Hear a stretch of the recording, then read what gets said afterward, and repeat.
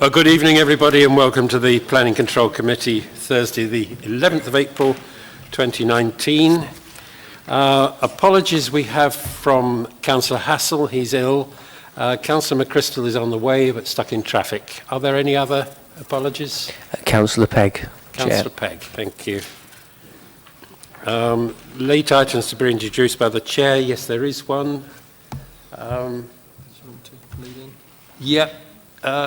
Assuming people get re-elected, include myself in that, we ought to plan a date for training.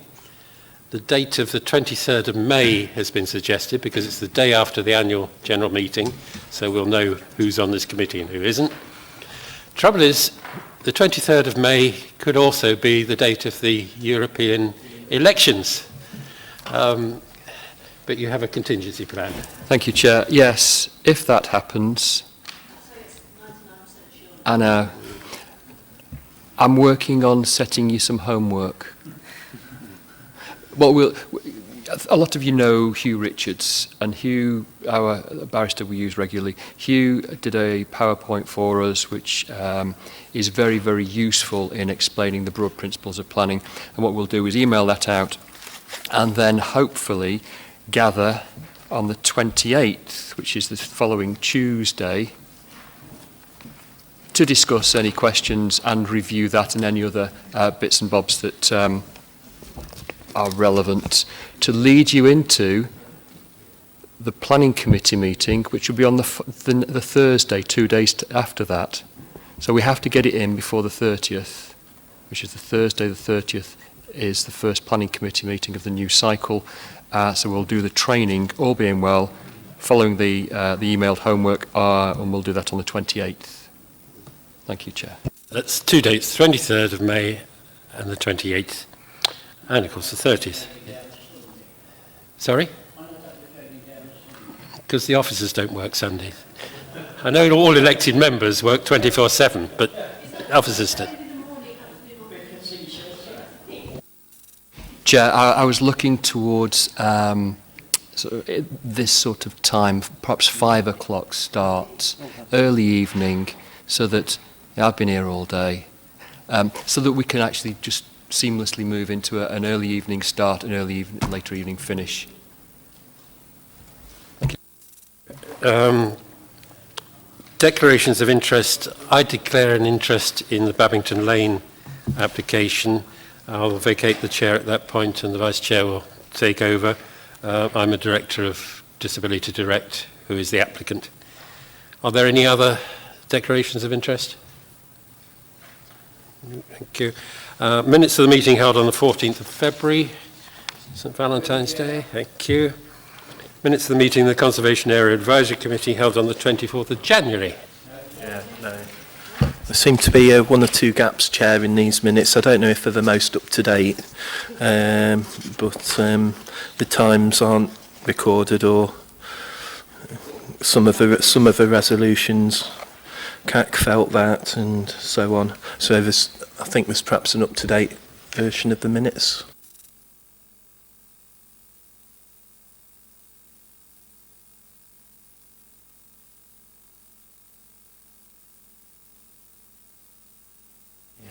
Top of page 3, and a number of the resolutions are missing, I think, Chair.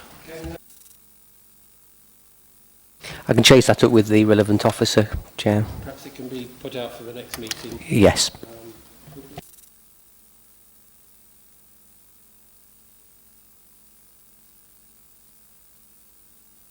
The staffing of that, of course, is something that we are just about to discuss. Appeal decisions then, Mr. Clark. Thank you, Chair. Thank you, Chair. Very briefly, the first one is a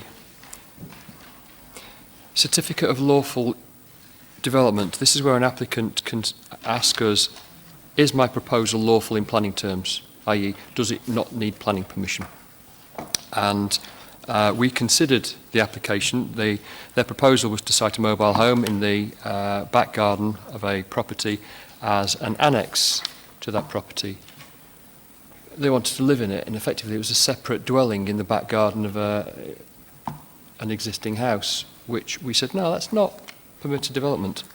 So they appealed. And the inspector said, well, building a cabin in the rear garden would be permitted development if it's ancillary, used ancillary by the main house. However, that does not cover a self-contained residential use which you want. So he dismissed the appeal. So we were right. The second one was, it's a corner plot, Orchard Way in Chellaston, where the applicant, corner plots generally are slightly larger than normal plots, and the applicant proposed a new dwelling on this corner plot, projecting forward of the road, towards the road in the street scene, and this new building would have a 2-storey blank wall adjoining the garden of their own property, so which meant all the windows would be outward looking over the road and principally towards the neighbour, the adjoining neighbour. So the inspector noted all this and said, well, you're squeezing a house in, you've got the blank elevation, which is a 2-storey wall at the side of your house, so that's going to make an awful outlook for you. It's going to result in overlooking for your neighbour and harmful to their living conditions. Dismissed. Which was a good one to win because it set the right tone for the development and how we treat applications. Thank you, Chair. Thank you. Anybody got any comments on the appeals? No, thank you. Item 7 is a paper from Mr. Clark on the heritage conservation work priorities for this year and the next. Mr. Clark, would you like to introduce that to us? Thank you, Chair. As many of you will know, we had 2 conservation officers, and as a result of budget cuts, I now only have 1 conservation officer. So it's unfair for that one person to try and do everything that the 2 people used to do. So what I've tried to do is, on Appendix 1, list out what the work programme priorities would be for the, what would have been the conservation team, however, what the priorities are for that one person that's left. Now, that one person that's left also manages a couple of people and is only part-time, works 0.8 of a full FTE. Therefore, the first 10 are really the highest priority for our conservation officer, bearing in mind that there are holidays, so there'll be times when there is no conservation officer in the council. It will have an impact on performance. It'll have an impact on development control applications and feeding back. However, I want to prioritise this so that those in the highest priority are the jobs that get done. And conversely, those of low priority are the ones that the conservation officer would not be doing in the next 12 months. Now, things may be fluid and slip between medium and low and medium and high priorities, but if something goes into the high priority, something else will have to come out. And it's about managing our expectations and also the stress levels and stopping the conservation officer trying to do everything which clearly they can't. What I would add is in point 6, it says general inquiries. For me, that means general inquiries on listed buildings, the World Heritage Site, and where there's large impact on conservation areas, listed buildings and heritage assets. And equally low priority on point 5 under low priority telephone and general inquiries. That's the small impacts on conservation areas, signage, Article 4 inquiries, small impacts on locally listed buildings and heritage assets. So we're trying to tease out those top 10, the high priorities. Those are the ones that we want to focus on and deliver. Hope that makes sense. Thank you, Chair. Has anybody got any comments? Councillor Potter. Thank you, Chair. Firstly, to thank Paul for this report, but just note personally my concerns about the conservation of the city, and that we ought to try and push for as much more than we've got at the moment. Thank you, Chair. Councillor Evans. Thank you, Chair. Paul, all I was wondering, regarding the low priority item 1 enforcement, what levels is there over the last few years of enforcement? Was it in tens or hundreds? Or thank you. Because I only have one enforcement officer, what we did was, if I got a complaint about unauthorised works in a conservation area affecting a listed building, it would have been the conservation officer who made those first steps with their knowledge, with their background, to understanding what the issues were. They would be the ones that got involved in the enforcement, the investigation work. What that means is, if this happens, our officer would not be doing the enforcement work, because my enforcement officer would be having to pick that up. Councillor. I also thank you for being so open about what this impact is, because I think it's important that, in fact, not just ourselves know and those on CAC, but also I think the wider colleagues need to know what this impact is going to be. One of the things I was going to, not all the items here are of the same size, and some of them are going to be time limited, such as Silk Mill, and that gives the opportunity for a reassessment and a review of this. So the first question is, have you got a feeling of time frame to potentially bring this back to us and say how things have gone? And secondly, are we able to reorder some of the items in terms of, because for me, the Heritage Lottery funded Townscape Heritage Initiative is something I'm very sad to see slipping off the list. And if there is scope for making that, if you like, number 11 when something else is a bit thin on the ground, then I think that maybe that would be helpful.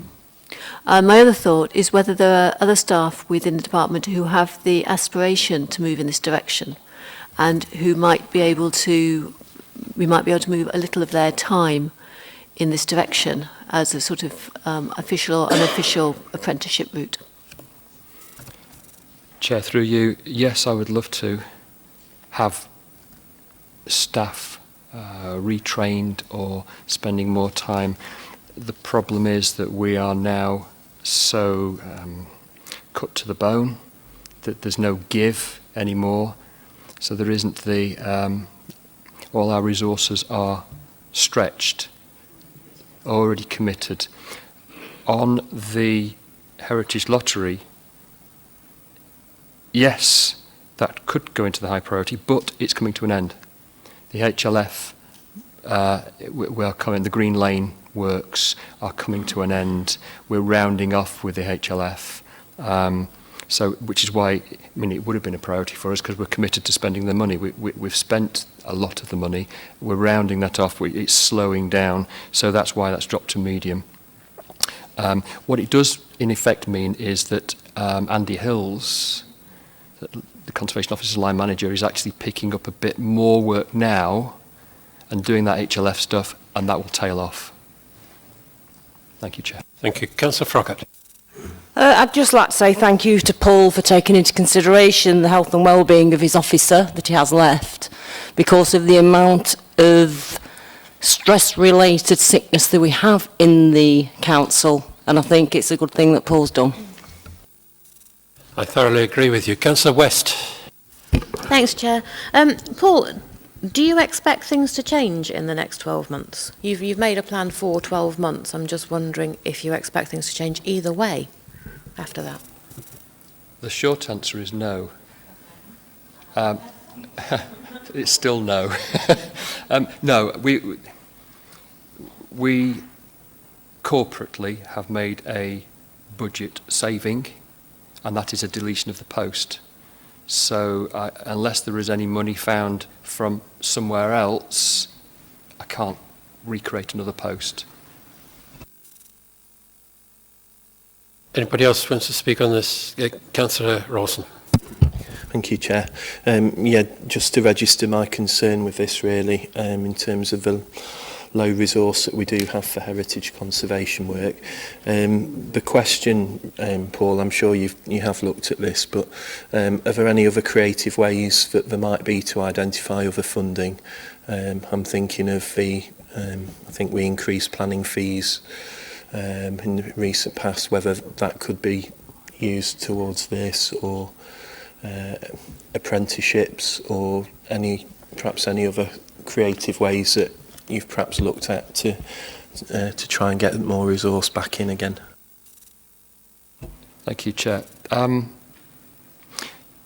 I'd like to be able to say yes. We've been through all the scenarios. The increase in planning fees, there was a 20% increase, which is ring-fenced to be spent on planning, which is great.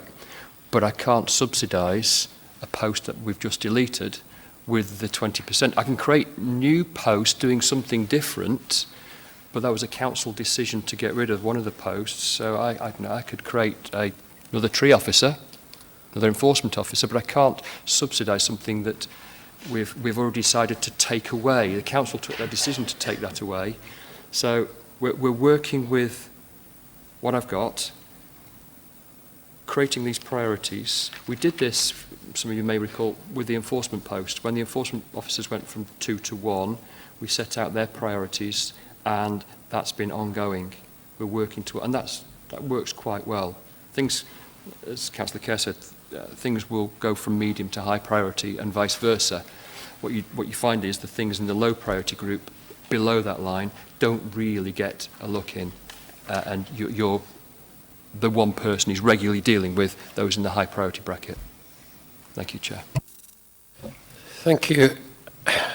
I'm horrified by this report. I think it's appalling that we're in this situation. I think my view is shared by the Cabinet member, Councillor Holmes.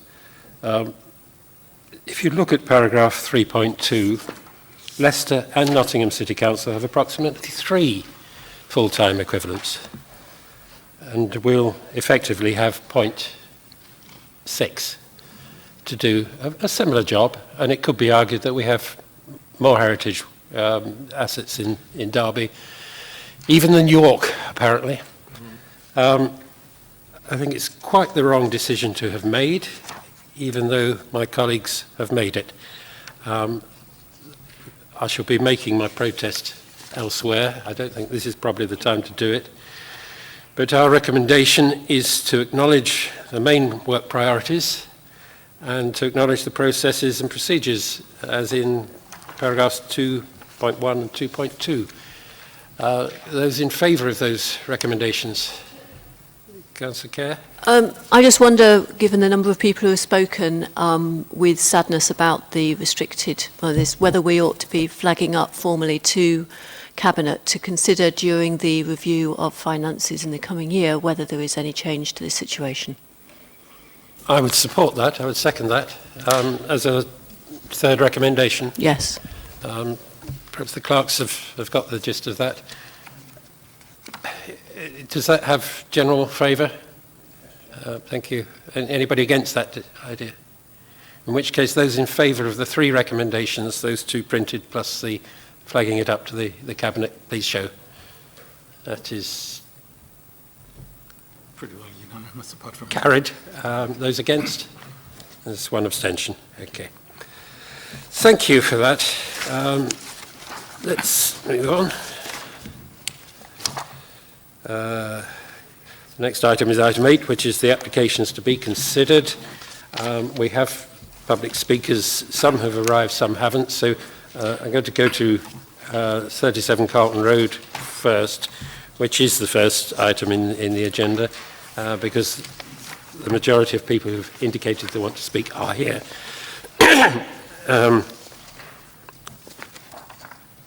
And who's going to introduce this to us? Oh, yeah, Julia Stewart. Thank you, Chair. The application proposes to erect 9 apartments and 1 dwelling in a corner plot at the junction of Carleton Road and Fairfield Road. The apartment building would address Carleton Road and would be predominantly 2.5 stories in height. A separate detached house is proposed to the north of the site. A car parking area containing 9 car parking spaces would be created to the rear of the site, accessed off Fairfield Road. The proposal is a resubmission of an earlier application which was refused by councillors back in January 2017 and subsequently appealed against. Although the appeal was ultimately dismissed, this was on one point only, the lack of an up-to-date BAT survey. Within her report, the inspector also concluded that the proposal would provide a high-quality development compliant with policies CP3 and CP4 of the core strategy and policy H13 of the local plan, along with having an acceptable effect on highway safety and amenity in accordance with policy CP23 of the core strategy and policy GD5 of the local plan. The current submission includes an updated BAT survey which found no evidence of bats on the site. No objections have been raised by Derbyshire Wildlife Trust, and accordingly the conflict with policy CP19 identified by the inspector has now been addressed. The scheme remains unchanged in all other respects from that considered by the inspector. In total, we've received 13 objections to the application. The objections raised concerns about the size of the development, the impact on the character of the area, loss of habitat, impact on neighbour amenity, parking and highway safety issues. Ultimately, the inspector deemed the development to be acceptable in terms of its scale, its design, impact on character and appearance of the area, and found that the development would have an acceptable effect on highway safety and amenity. Being mindful of the inspector's decision, which is a material consideration, there are considered to be no substantive grounds on which to withhold planning permission, and the recommendation is to grant planning permission subject to the recommended conditions. You have 4 speakers on this application, Chair, including Councillor Afzal. Thank you. Thank you. Mr. Rowland, would you like to address us for 3 minutes? Thank you.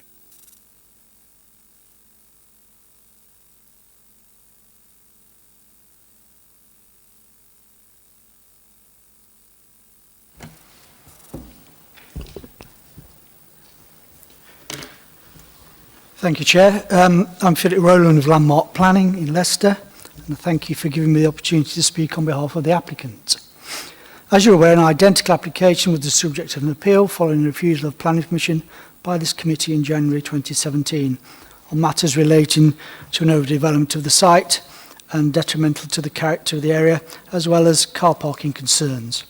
The appeal inspector had no issues with the proposed development in respect of the matters that form the reasons for refusal, and only dismissed the appeal on the basis that the supporting BAT survey, a requirement when the development involves the demolition of a dwelling, was in fact out of date, and therefore he found conflict with the requirements of the core strategy policy.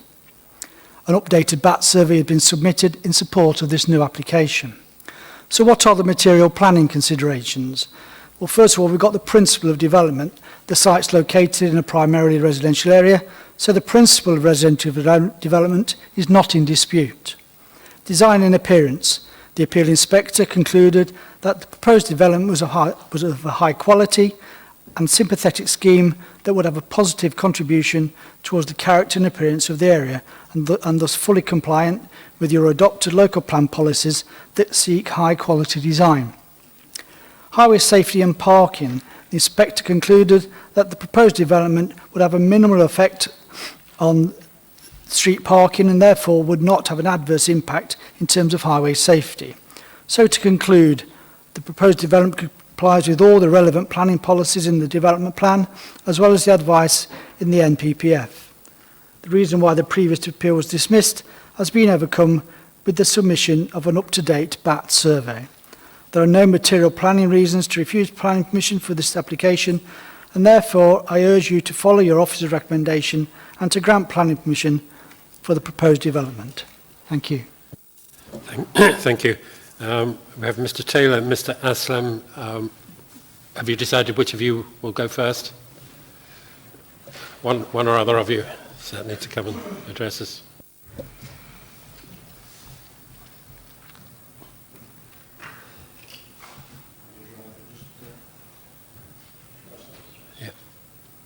Okay. Right. I trust the committee has read and digested the objections from the local community. I would like to summarise the salient points to you. The site of the proposal has a very long curved frontage to Carleton Road and Fairfield Road, but this deceives the actual size of the available land, which is actually very limited due to the thus the amount of proposed dwelling on such a small area amounts to overdevelopment. The buildings and car park would almost entirely cover the site and would offer no outside amenity area whatsoever. Proposed car parking allows for 9 spaces, however there is potential for double that number. With on-street parking already at saturation levels, this will inevitably lead to inappropriate and unacceptable parking issues within the locality. And although these spaces appear and are shown on the plan, to actually manoeuvre a vehicle into these spaces would be most challenging and possibly lead to them not being used. The proposed building of the apartment block is not in keeping with the area in general, and there is widespread concern within the local community with regard to the proposed C3 classification, especially as this is a long-established meeting point, collection point and dropping off point for children using the school buses. The large apartment block would be unacceptably close to existing properties on Power Street, with subsequent loss of privacy and security issues that would effectively create an enclosed courtyard due to the unbroken continuous curved design of the building, which combined with the totally hard-covered area parking at the back would amplify any noise and be like an echo chamber. Additionally, the car park lighting would adversely affect the amenity and well-being to the rear of Power Street properties, thus totally unacceptable to the existing residents. It should be noted that the site is currently totally enclosed with secure including locking gates, but at least 7 neighbouring properties on Power Street share a perimeter boundary wall, which is very low, approximately 1 metre in places. Hence, there were risk of ongoing privacy and security issues. 1-bedroom apartments with transient tenants associated with this type of development are not required in this area and would invariably alter the family-orientated nature of this locality. The impact, rights and concerns of the existing residents has never been considered at any point of this proposal. There are literally hundreds of flats currently being planned, built and becoming available in and around Derby city centre and surrounding areas. These developments are on greenfield and brownfield sites that do not affect the visual impact and social demographic of the area they serve. However, the enormity and high density of this proposal on such a well-established multicultural family community is totally unacceptable. The need of apartments in this area is not required, but there is a need of family homes. To conclude, the type and magnitude of this proposal amounts to overdevelopment and is totally inappropriate at this location and not in keeping with the outer character of the overall street scene. And with reference to the foregoing points, I strongly urge the committee to reject the proposal. Thank you, Mr. Taylor. Thank you. Mr. Aslam, would you like to come forward?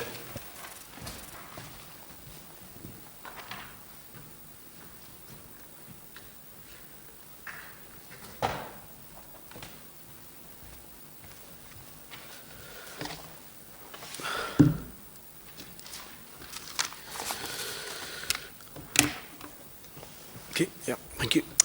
I would like to begin by thanking the committee for giving me the opportunity to speak this evening. Now, I have resided in Powell Street for most of my life, since the age of 10, so almost 40 years. Overall, it has been a pleasant, but above all, a peaceful and tranquil living. This proposed development is behind my and 12 other households' rear gardens, therefore it directly impacts us more than anyone else. This development threatens the peaceful and tranquil living that we have enjoyed to date. So I totally object to this development on the following factual grounds. The density of the proposed development, it is an overdevelopment of the site which will have an adverse impact on the character of the neighbourhood and on the residential amenity of us, the neighbours. The proposed extension, by reason of its size and siting, represents an unneighbourly form of development that would have an adverse impact on the amenity of neighbouring properties by reason of an overbearing effect. Privacy. The proposed extension, by reason of its siting again, would result in an unacceptable loss of privacy. For example, people would be able to look into our gardens through our kitchen and bedroom windows. We have young kids, so their security and well-being will be jeopardised. Surely this is not what you, the committee, and I want for our children and our community. Loss of view. The proposal will give us a view of a very large, intrusive building. The enjoyment of a view is an important part of the residential amenity of a neighbouring property, and its loss will therefore have an adverse impact on the residential amenity of that property, so this matter should be taken into account. Now, parking. It's a major issue. I note from the Highways Development Control stating that 9 parking spaces are sufficient for this development. I strongly disagree with this, and I would like the committee to challenge this, because at the end of 2015, the average household car ownership in East Midlands was 1.4 and rising. Perhaps now it's 1.6, 1.7, so potentially, based on the facts, there could be 14 or 15 vehicles belonging to the new residents. Where would they park the other 5 or 6 vehicles? In addition, where would the visitors park? As it stands, there are days I struggle to park my own car on Fairfield Road and Powell Street. The Highways Development Report notes, and I quote, "The area has very little private off-road parking provision, therefore demand for on-road parking is high." So if it's high, then why are we adding to that problem? The development would adversely affect the highway safety due to the increased volume of traffic as well. There have been numerous accidents on this road. My own car has been hit 3 times whilst it has been parked, as it is extremely busy at peak hours, as Carleton Road is used as a link between the city centre and Warwick Avenue as the ring road. Finally, one-bedroom flats usually attract transient dwellers. And with these types of dwellers, there are the security issues such as the ones we are and have been experiencing in Palmerston, which is nearby. The police cars you can see every evening, and especially on the weekends, regularly around the building due to the rowdiness into the late nights. Please, I and the neighbours of Powell Street do not want this on our backyard. So in conclusion, I would like the committee to take the above objections into account and please make the right decision for Carleton Road and its residents who have been living there for most of their lives. The decision should be what's right for Derby and its people, not necessarily that the developers' proposals tick the planning criteria boxes. Many thanks for listening. Thank you for that. I'm going to ask the officer who introduced it, Julia Stewart, to come back on any of the points that have been raised. Yeah. Thank you, Chair.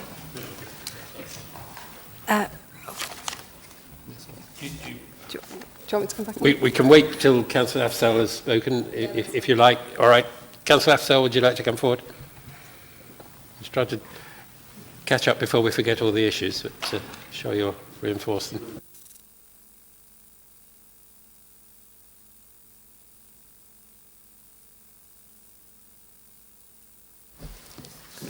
Good evening, Chair and fellow councillors. I'm speaking to oppose the application for the development of 37 Carleton Road. The development is in an area of well-established and settled community in the ward. The nature of the property is such that they are visually attractive with some element of heritage status and importance. The grounds for my objection are as follows, Chair. This development will seriously impact on the visual amenity of the area. It is important to maintain the character and visual attractiveness of the area by permitting development that are sympathetic to the existing surroundings. This is not the case, Chair, for this development and will have a detrimental impact on the visual amenity of the local area. Loss of light or overshadowing will occur due to the unsuitable and unreasonable height of the proposed development. Overlooking loss of privacy issues will arise from the development, as the proposed development is of significant difference to the surrounding properties in the area. In terms of height and style, the proposed development is not in keeping with the surrounding residential properties, and the proposed height will negatively impact on neighbouring properties. Adequacy of parking, loading, turning, Chair. Given that this location, that there is an issue with entry and egress to the car parking area, with the number of apartments and available parking spaces for the development, there will lead to inevitably increased parking on the carriageway at this location. This will impact on the visibility and potentially increase the risk of road traffic collision. Providing information to state that the accident record is good at the location does not necessarily mitigate against the increased risk of road traffic incident. It is suggested, if approval is to go ahead, then a revised plan is put forward for the car parking area and entry and exit. There will also be an issue of traffic generation. This is a location where residents have consistently raised concerns regarding speeding and safety at this location. There is a concern that with inappropriate number of units within the development, there will be increased vehicles in the locality. Noise and disturbance resulting from the use, Chair. This is a quiet residential area. The number of units within the proposed development are likely to increase noise and disturbance in the locality. The area is wholly unsuitable for the proposed housing type and density. Thank you, Chair. Thank you. Julia Stewart, would you like to come back on the planning issues that have been raised? Thank you, Chair. Ultimately, we do have an inspector's decision on this application which considered the development to be acceptable on all grounds other than out-of-date ecological information. This has been addressed through the submission of an up-to-date BAT survey. Just to read from the inspector's report, which covers a number of the issues raised by the objectors. In paragraph 10, the inspector said that she found the proposal would have an acceptable effect on the character and appearance of the surrounding area, providing a high quality and sympathetic development compliant with policies CP3 and CP4 of the core strategy, which seek high quality design that will make a positive contribution towards the character, distinctiveness and identity of the neighbourhood. And in terms of the parking, highway safety issues, the inspector concluded that the proposal would have a minimal effect on on-street parking for existing dwellings and accordingly would have an acceptable effect on highway safety and amenity in accordance with policy CP23 of the core strategy. Obviously, a number of the concerns have been raised about impact on the character and appearance of the area, but the scheme does remain unchanged from the earlier development that was put before the inspector. There seem to be a number of concerns raised about the proposed C3 use, which covers dwellings and apartments, so that's all of the houses in the area are C3 uses. It's nothing unusual. So in terms of the amenity issues, it's considered that a C3 use is acceptable there. We've had no objections in terms of parking levels or turning or the access arrangements from the highways officer. We have the highways officer here if there's any further comments on that. So as it stands based on the fact that we have an inspector's decision which considered the development acceptable in all areas other than the out-of-date BAT survey, we don't think there's a reason to refuse the application. Thank you, Chair. Thank you. Can we just be clear, several people have spoken about overlooking. Do the council's minimum standards of distance between buildings that will be in Carleton Road and those backing on from Powell Street, do they meet our minimum standards? We obviously don't have any standards set in stone, but yes, they're in line with the usual standards we'd expect. There aren't any windows directly facing towards the properties on Powell Street because it's obviously angled. The building would be angled. So, but the distances involved are probably over and above what we would expect in terms of the standards. So, did the Highways Officer wish to comment on any of the challenges to your report?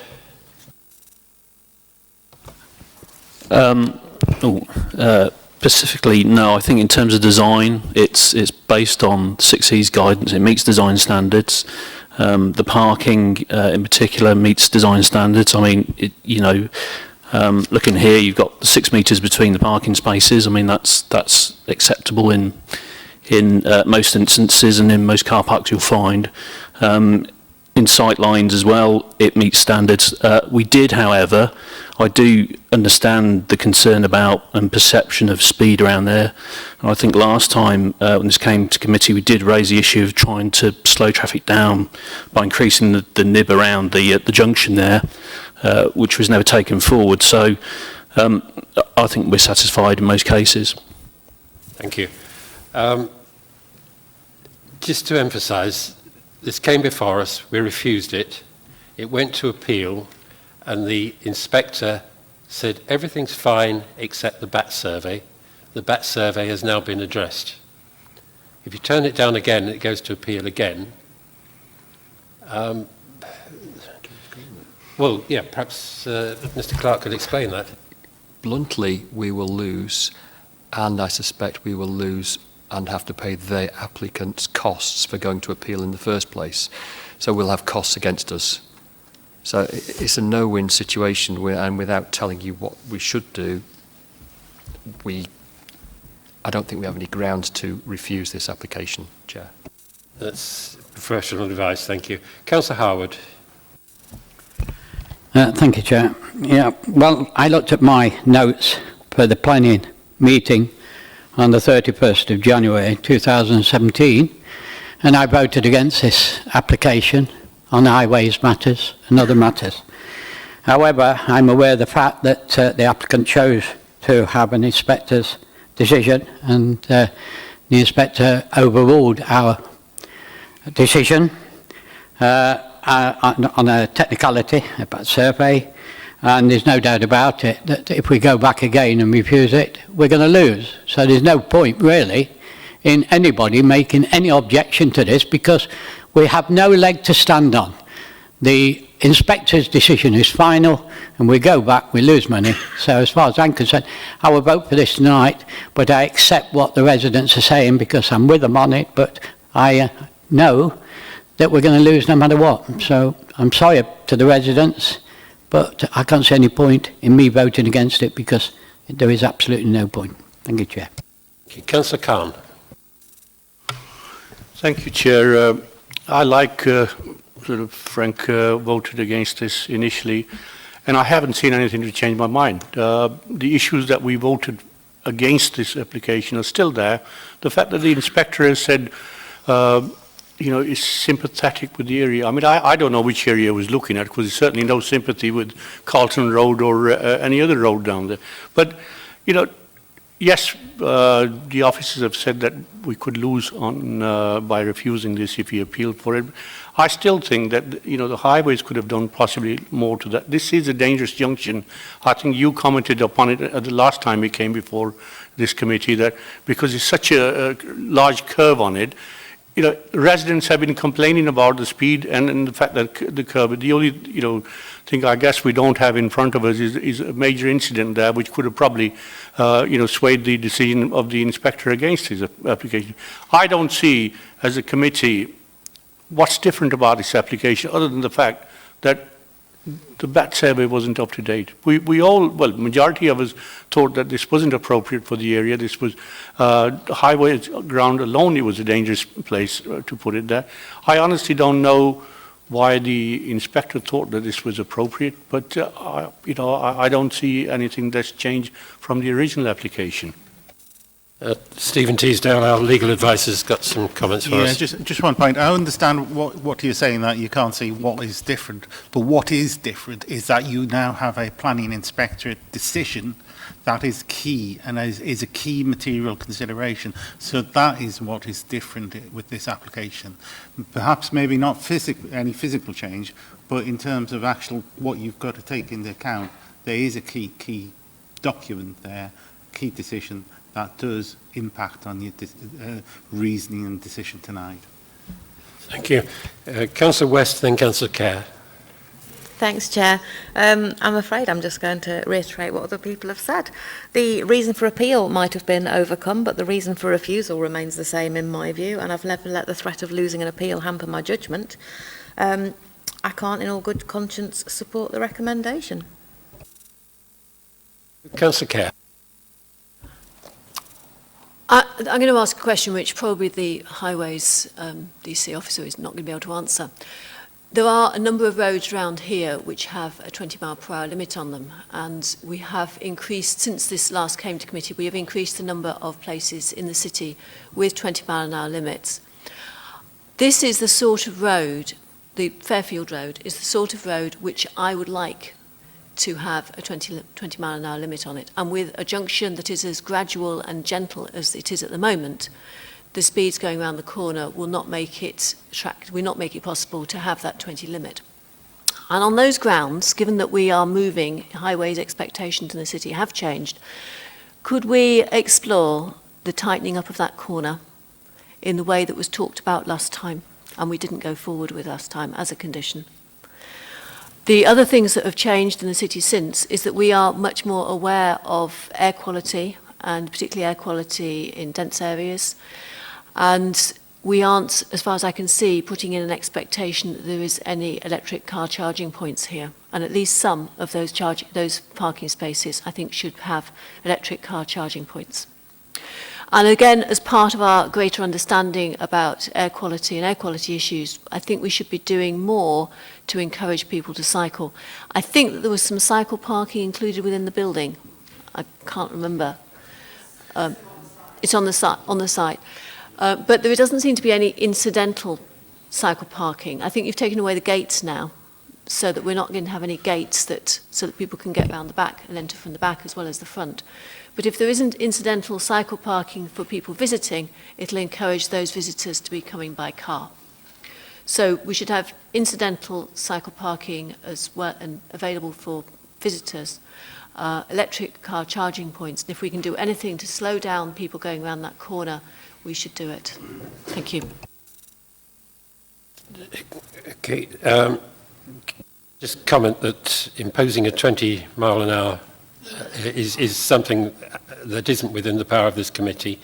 I defy anybody to be able to drive down that road at more than 20 miles an hour because it's parked on both sides. You might get down a bit faster on a bicycle, perhaps, but you could advise on that. But Councillor Rawson, you wish to speak? Thank you, Chair. I wasn't on the committee when this was looked at last time, so I'm looking at it for the first time.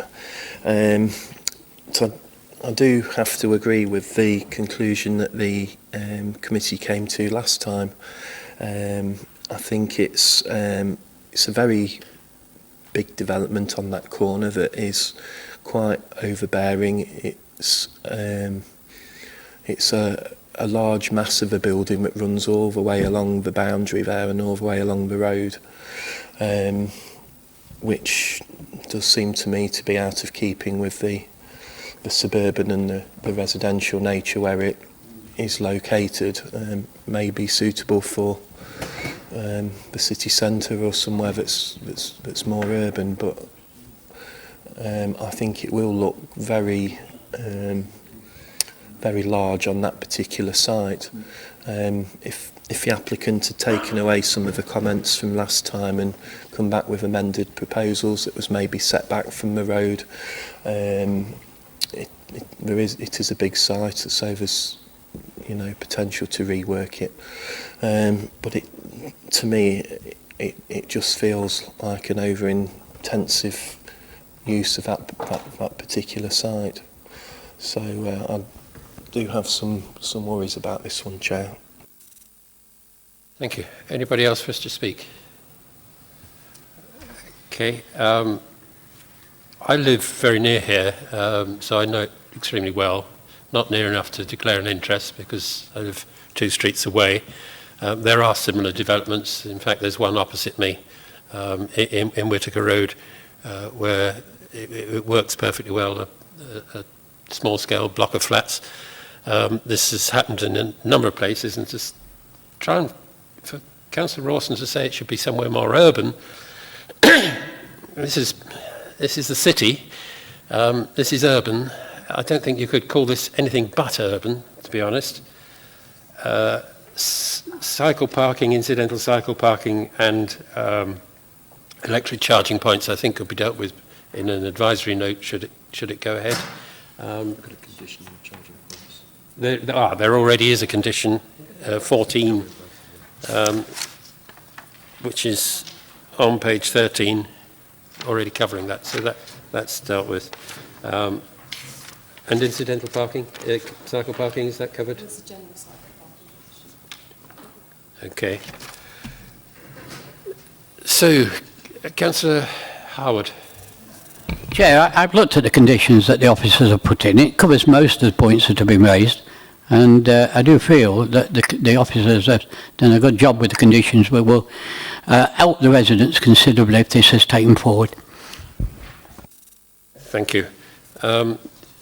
I think we ought to move to the recommendation, which is to grant permission with conditions. Those in favour? Thank you. Those against? 1, 2, 3, 4. So that is carried. Well, Councillor Froggatt, are you voting? Abstaining. Thank you. So that is passed 5-4. It is granted permission with conditions as listed. Thank you. The next item for which there are public speakers is the garage court at Marks Close. Has Mr. Keithley or Mrs. Fletcher arrived? Right. I know Councillor Skelton is here. I'm going to suggest, Councillor Skelton, that we wait unless you have any information about those people. So I suggest that we go on to something else in case they turn up, in that case. Vicarage Avenue is another one for which there is a public speaker, so I suggest we move on to that, which is on page 38, and Sarah Claxton is going to introduce that to us. Thank you. Thank you, Chair. This is a change of use of a 6-bedroom dwelling in 20 Vicarage Avenue to form a 9-bedroom house in multiple occupation. It's one of 3 HIMOs that you have on the agenda this evening. This proposal relates to a Victorian semi-detached house which currently has no on-site parking, and there are no external alterations proposed to the property. Cycle parking is to be provided in the rear outbuilding. And we have one additional representation which has been received from the applicant in support of his proposal. He is the landlord of the property and according to his representation currently lives in the property. He confirms that he currently operates the property as a 6-bedroom HIMO and seeks permission for a further 3 additional bedrooms. We've received 26 objections to the proposal, and the main concerns raised are typically in relation to lack of parking in the street, the intensification of the use, and the potential change in the character of the area. Highways Officer has considered the impact of the 3 additional bedrooms, which could attract a further 2 vehicles into the street. Vicarage Avenue currently has on-street parking for most of the properties and has been noted at times that it is heavily parked with vehicles. An extra 2 vehicles would not, in our view, constitute a severe impact on highway safety, and therefore he raises no objections to the proposed use. Cycle parking is also proposed, which can be secured by a condition. The more intensive use of the dwelling has been considered by the Council's Housing Standards team and meets their requirements in terms of room sizes and facilities, and they've raised no objections to the proposed use. In terms of impacts of the additional 3 bedrooms on visual and residential amenity, we are satisfied that there would not be any substantive harm. The proposal is therefore considered to be compliant with local plan policies and is recommended for approval. I believe you have 1 speaker. Thank you. Mr. Jones, would you like to come forward? And you have up to 3 minutes. Thank you.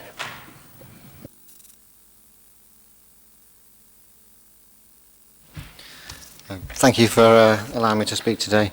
I apologise if my voice is a bit croaky.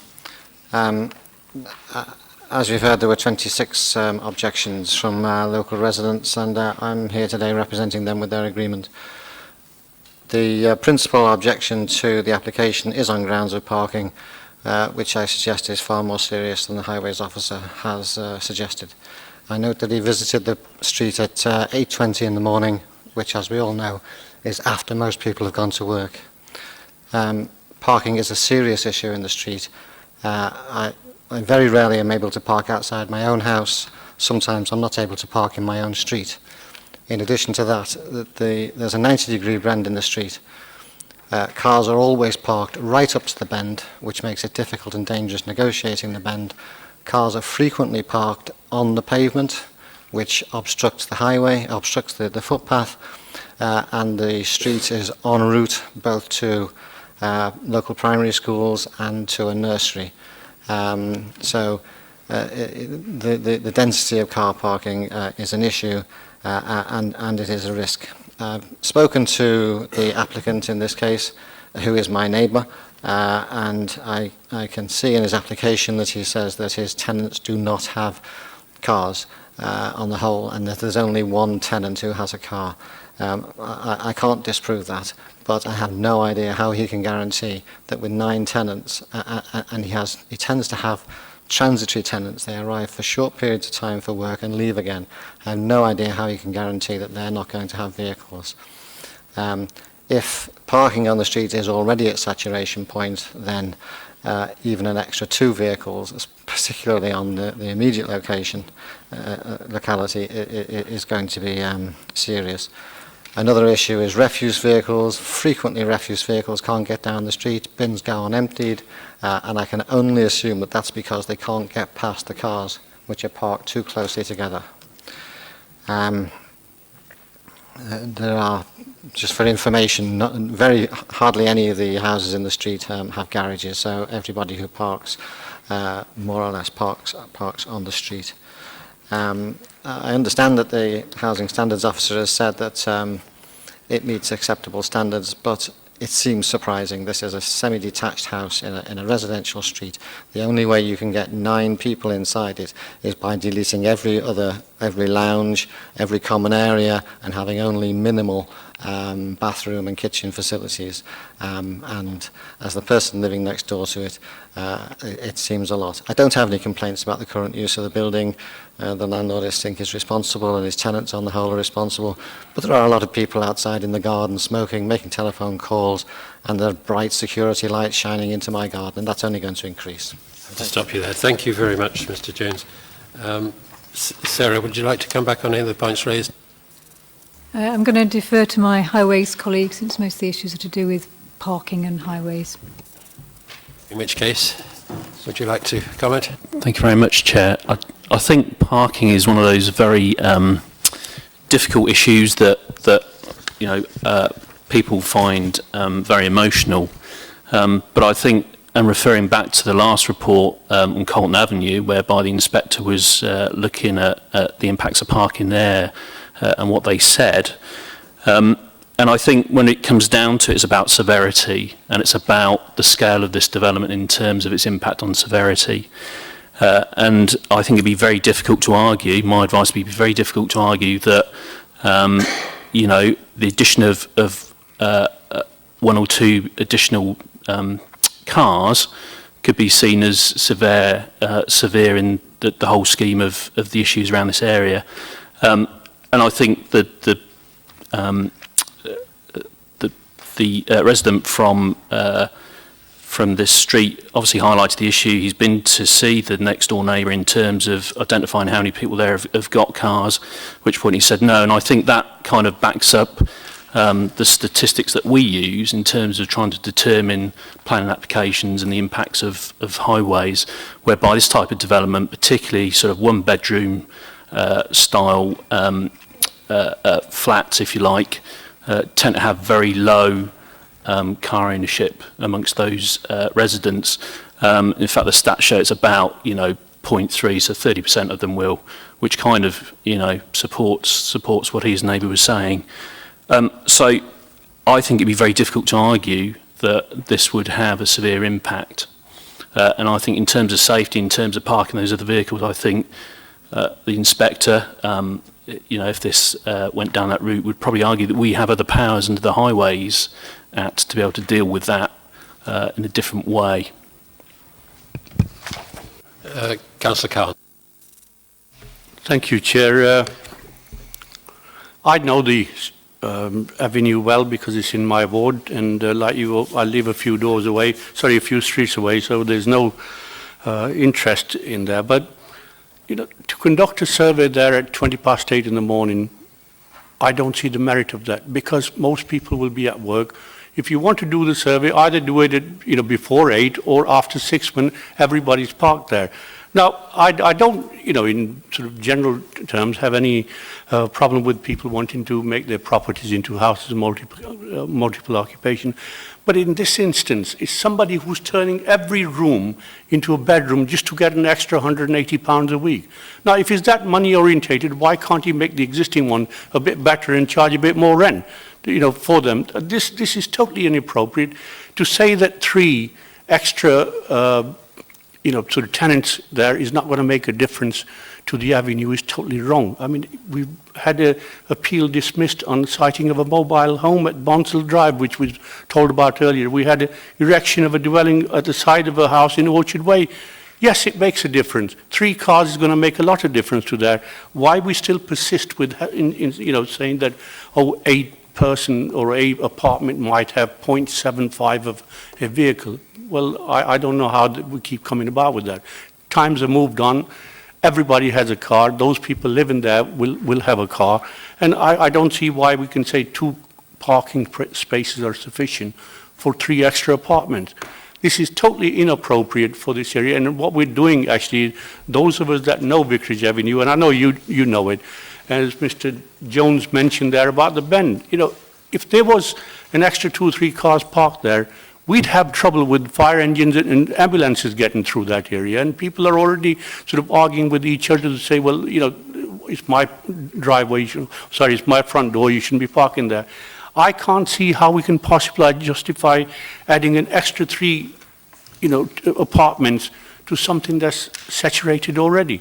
This is nothing more. I mean, normally I would say, yes, you know, they provide an accommodation, much needed accommodation, but this is totally inappropriate, and I don't see, you know, how the applicant can justify having an extra 3 there, and then the highway is saying it's not going to make any difference, because what they've done here is not to look at it when it does make a difference. They've gone there at 8:20 in the morning, had a look when probably 40% of the people have gone to work, so there's no car. If they want to have a proper look at it, have it before 8 or after 6, and you'll see that not only is there no parking space in Vicarage Avenue, those people living have to go and park in Whitaker Road, St. Chad's Road, Stonehill Road, so I think this is totally inappropriate for the particular household there. Thank you. Councillor Harwood and then Councillor Kerr. Thank you, Chair. We've got a real problem, haven't we? In this day and age, literally everywhere has an highway problem. Even in my ward at night time, you look if you can get round any street for cars parking. It's because people buy cars. And they park them, and they don't use the garages nowadays. My next door neighbour's turned his into an office. I use my garage, but not everybody can, probably haven't got one. So we could, Chair, turn down every application we're going to get, and we'll go to appeal, and the old inspector comes along and says, I'm sorry, it's acceptable. And then we have a nice little bill that all of us have got to pay, and that's not fair on people, residents elsewhere, because they put in the bill. We've got a real problem. I think we've got another application similar later in this meeting. Are we going to turn that down? No, the officers have recommended approval. The highways people know what they're doing. They say, yeah, there's a problem, but it's not one that we can turn it down on. And as far as I'm concerned, we're going to turn down a lot of applications because we're going to have a lot of these coming before us. The important thing is that the building, basically, yes, there's going to be bedrooms, but it is staying as it is. It's a 6-bedroom property anyway, so I can't see any problem. Thank you. Councillor Kerr. At the time when I and more recently my children were finding an odd room in somebody else's house, most of them didn't have cars and one of them did, and they'd have just parked around the corner. And I think Whitaker Road is where the people are going to park. I used to have a friend living on Vicarage Avenue, and unless I had to deliver something to her house, I wouldn't drive down there because it is already congested. And I think that's the way that the parking will work, because it's horrendous already. But my concern, my bigger concern, is the living accommodation and the quality of the environment for habitation. And I was wondering, we've found additional 3 bedrooms. I don't know which the additional 3 bedrooms are. Sorry, have I missed it on the...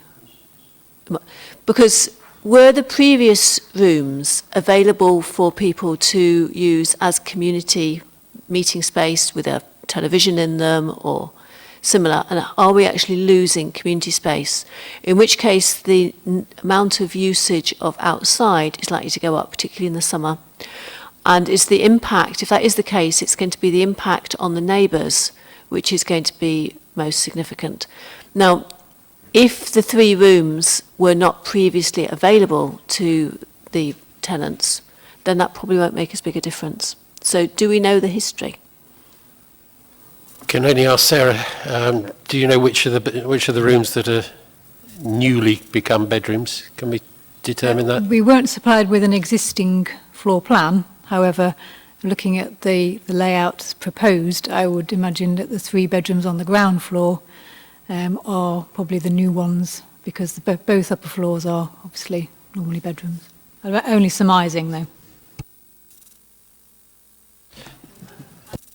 Through you, Chair, do we know whether the residents the tenants in these other bedrooms had access to social space apart from the kitchen diner prior to that, at the present. I can't answer that, I'm afraid. I'm not sure that's our concern as a planning authority. It might be as licensing, but not as a planning authority. I know this area well. It really doesn't matter whether it was at 8 o'clock, 20 past 8 or middle of the night. This road is full of cars. The reason it is full of cars is not just residents, but there's no parking restriction, which means that if you work at either of the hospitals and you get free access to the Royal Derby bus, you can go and park there, and this happens.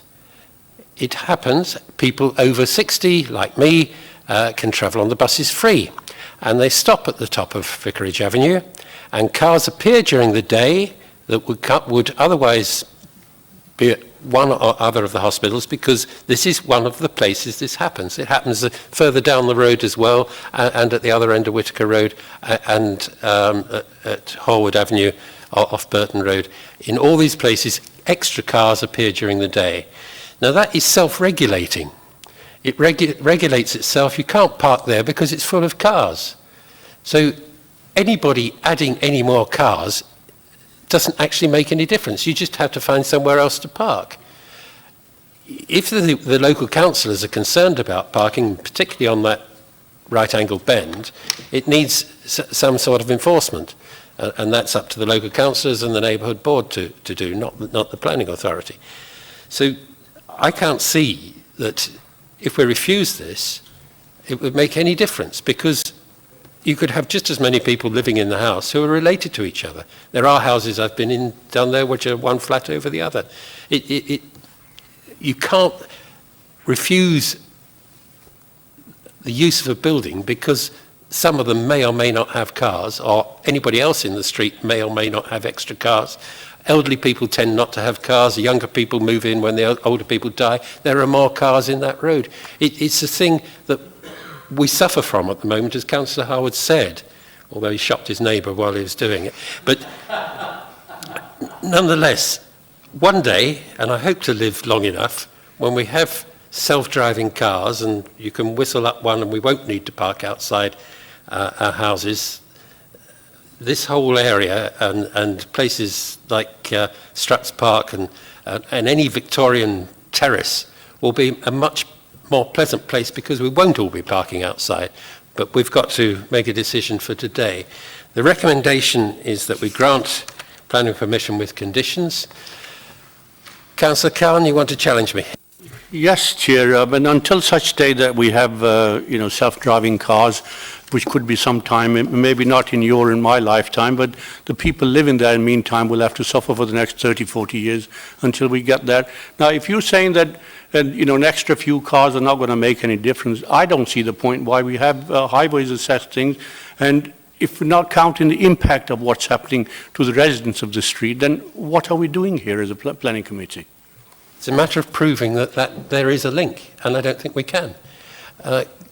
Councillor Evans. Thank you, Chair. Not really on the parking issue, but I'm not against homes of multiple occupancy per se, but they need to be in the right area and serving the right people and so on.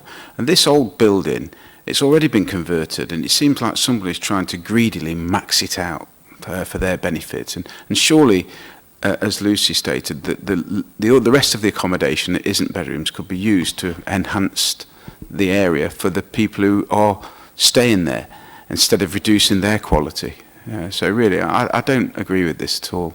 Thank you. Unfortunately, greed is not something for which we can refuse planning permission. Anybody else wish to speak?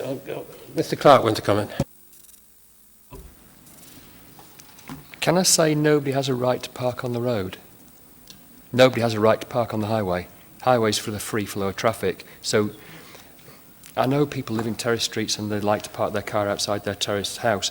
You can't. You have no right to do that. Unless it's a designated space, you've got no right to do that.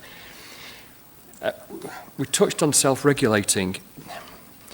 If I was going to drive down this street, walk down this street, because I haven't got a car, to go into one of these, to rent one of these rooms, My choice is, where am I going to park my car, if I've got one? This is a terrace street where there's no parking available for me to park on the street, therefore I make that choice. It regulates itself. If I want to be able to park the car close to the property, I will take a room, or not, because I know there's a parking situation, it's parked up, therefore I'll make that informed choice. We have had our licensing people assess the application, and on the issue of the facilities that go with the property, they are happy. They're not raising any objection. Yes, it looks like there's a lot of rooms and there's a kitchen diner and toilets on both floors, but it meets their requirements. So if I was to refuse this and at appeal, a barrister says, so what are your qualifications? What did your licensing people say? Well, they had no objections. So how can you refuse it on those grounds? And if we refuse it on highway grounds, the barrister said, so what did your highway officer say? Well, they had no objections. They looked at it, they assessed it, but they had no objections because it was a small change. It's a self-regulating change. That's, I think, where you were going, and I hope that's helped clarify. Thank you. Anybody else wish to speak before we come to a vote? Thank you. The recommendation is to grant planning permission with conditions. Those in favour? 1, 2, 3, 4, 4. Those against? 1, 2, 3, 4, 5, 6. So that is not carried. Would somebody like to suggest an alternative recommendation?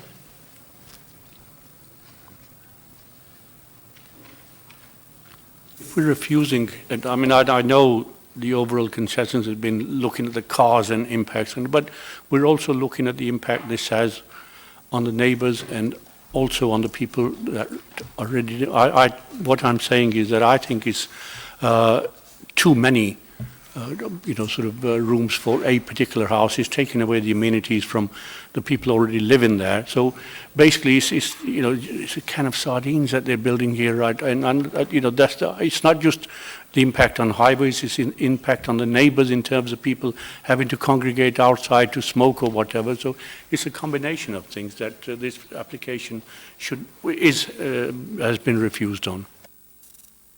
So you're recommending refusal on grounds which I'm sure the officers can work into some words.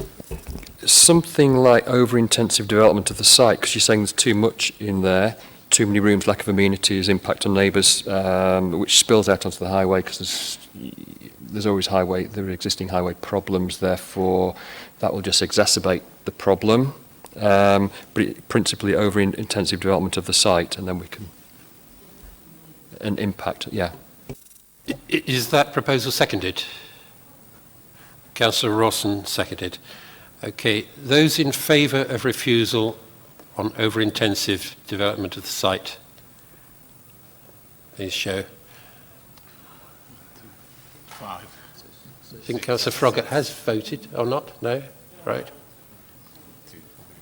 5. Those against? 3. Okay, that is carried. So, yeah. Inevitably, this will be yet another appeal on a HIMO. It will need a councillor to volunteer. Councillor Khan, can I suggest you do, because it is your ward and you moved the refusal. Is that acceptable? Yeah. Is everybody happy that Councillor Khan represents the committee at an appeal? Thank you. So that, to make it quite clear, is refused. We have a number of HIMO appeals going on at the moment. If only the planning inspector was slightly quicker, we would have some guidance. Unfortunately, that is taking quite a long time, and the sooner we get some guidance one way or the other from the planning inspectorate on HIMOs, the clearer it will be. Thank you. We now have the Marks Close application to come to but the speakers haven't arrived, nor has Councillor McChrystal. Now, I can only imagine they're all stuck in the same traffic jam. We have another couple of applications we could do, unless, Councillor Skelton, you were in a hurry to get away.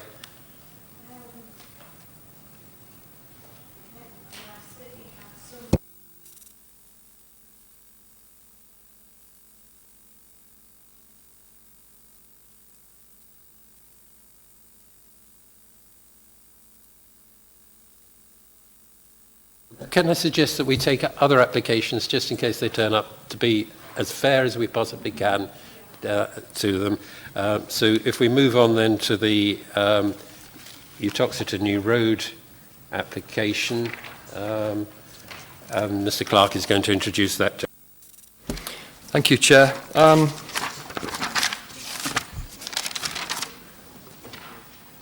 This is a large 3-storey property with basement.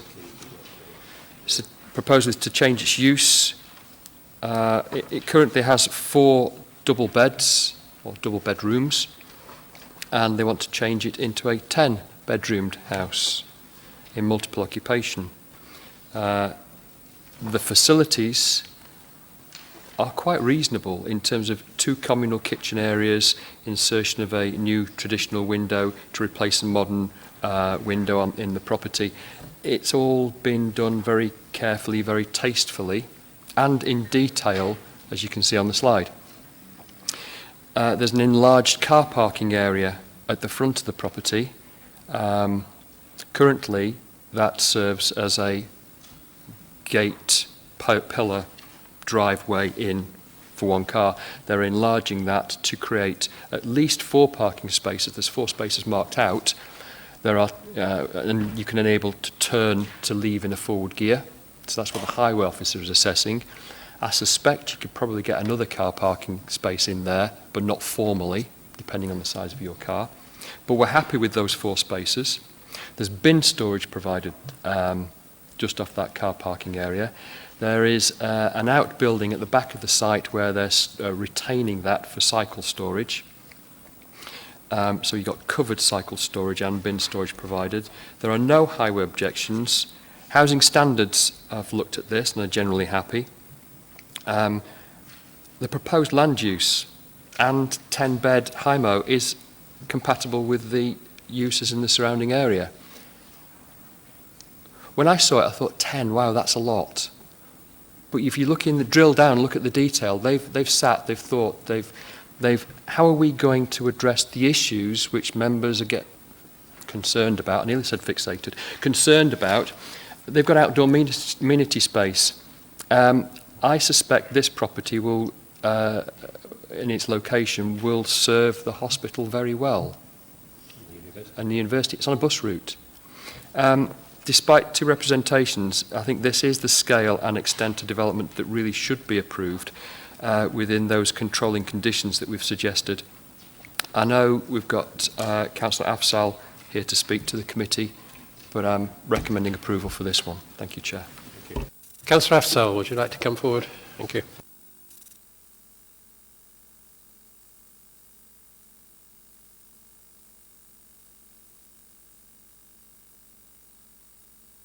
Yeah, thank you, Chair. Good evening. I've come along tonight to give voice to the concerns of many residents in the area regarding the planning application for 300 Uttoxeter New Road. I and my fellow ward councillors share their concerns. There are a number of existing neighbourhood problems which compromise public health, pedestrian safety and highway safety. These problems are at the moment unresolved, and the proposed development featuring the arrangements in the submitted plans will add to and compound these already complex problems. I will not be able to cover in detail the residents' concerns, but in my submission, what I state as I go along further will be reason enough to reject this application as it is currently outlined. There is no planning to alter vehicular access to or from the public highway. There is planning to accommodate additional cars, including the removal of the existing boundary retaining wall. Chair, the existing layout is not suitable for safe vehicular access to or from the public highway, which is a busy dual carriageway with the congested layout, including the bus lane. The proposed scheme has submitted revised plans in response to feedback from City Council Highways Department, but the revisions do not adequately address wider problems and issues around the visibility, accessibility and drainage. The application states that there are no trees or hedges on the site. This is incorrect. There are in fact trees and hedges which provide screening and integrate with the wider neighbouring environment, also of course supporting wildlife. The retention, restoration and enhancement of natural screening should be a mandatory requirement as part of this change of use, not least because of the impact of any change on local residents. Chair and members of committees, as changes to individual properties or progress in isolation one from another, there can be an incremental loss of green infrastructure in an urban location, and this over time impacts significantly on residents' quality of life. In the plans, there's 4 large wheelie bins are illustrated, but there is no arrangement detail relating to the waste disposal storage provision, and therefore does not adequately address the need for secure storage.